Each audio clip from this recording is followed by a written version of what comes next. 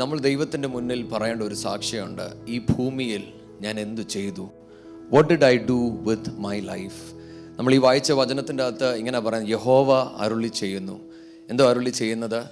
ധനവാൻ തൻ്റെ ധനത്തിൽ പ്രശംസിക്കരുത്, ബലവാൻ തൻ്റെ ബലത്തിൽ പ്രശംസിക്കരുത്, ജ്ഞാനികൾ അവൻ്റെ ജ്ഞാനത്തിൽ പ്രശംസിക്കരുത്. പിന്നെ എന്തിലാണ് ഞാൻ പ്രശംസിക്കേണ്ടത്?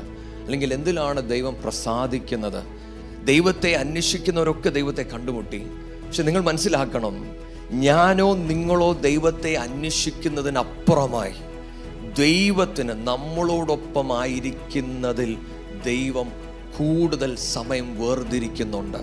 A.W. ടോസർ എന്ന ദൈവദാസൻ പറയുന്നത് പോലെ, God is pursuing each one of us more than we pursue God.